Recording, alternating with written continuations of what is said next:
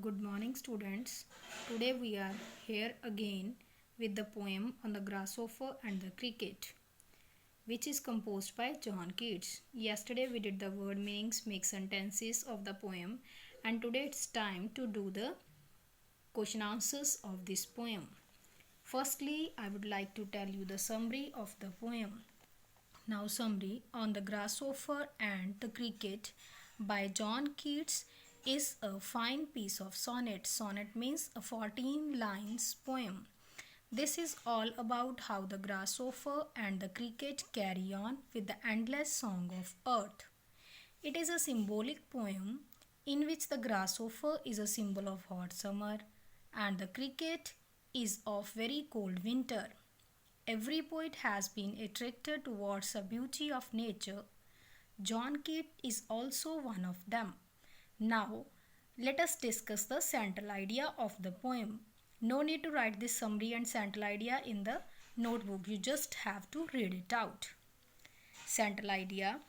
The central idea of the poem is tenacity of the grasshopper and the cricket to provide us entertainment and joy to us through their respective songs. Their songs are the poetry of earth, poetry that never ceases to be, means that poetry which never ends, even during extreme circumstances. Now, let me do the question answers of this chapter. First question is, which voice do you hear on summer afternoons?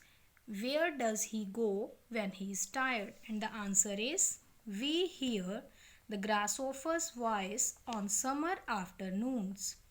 He goes to rest under some pleasant weed when he is tired.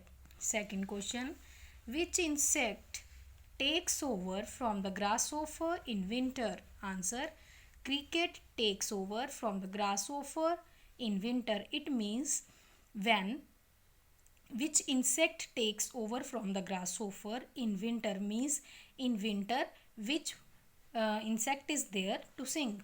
Next question, explain what the speaker means when he says the poetry of earth is ceasing never. This line is mentioned in the poem and here we have to tell the meaning of this line. Let us see the meaning. It means that the song of the nature is never silent. When one gets tired, the other is always there to lead. As we have learned in the poem that in the summer grasshopper sings and in the winter cricket is always there to sing. Next, fourth question, why does the cricket's song sound like grasshoppers? Cricket's song sounds like the grasshoppers because one can hardly tell the difference when they are drowsy during the winter. As we have learned already in the poem that when the cricket sings during the winter season, the listeners get confused. This is the winter season, so how they are able to listen the grasshopper's voice, because grasshopper sings in the summer season. It happens just because of the warmth of the cricket's songs. Hope you have understood the poem. Now let me do the reference to context. The poetry of earth is never dead.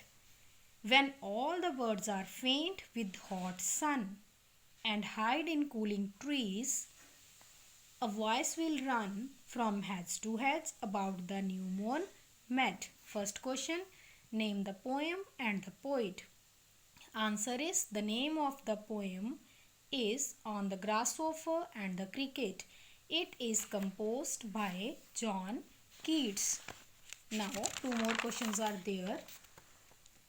Second question, write two pairs of rhyming words. First is dead, med. Second, sun, run. And next, last question is give the rhyming scheme of those four lines which we have written. And the rhyming scheme of the given stanza is A, B, B, A. How we find the rhyming scheme? Let us see. See, first line, the poetry of earth is never dead. See, last word of the first line is dead. That means we can give it a name a.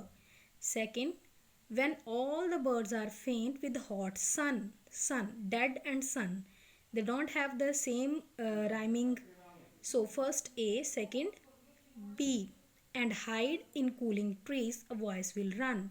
Sun and run, they both are the rhyming words. Now sun B and run again B, A, B, B. Then last fourth line, from hedge to hedge about the new moon med.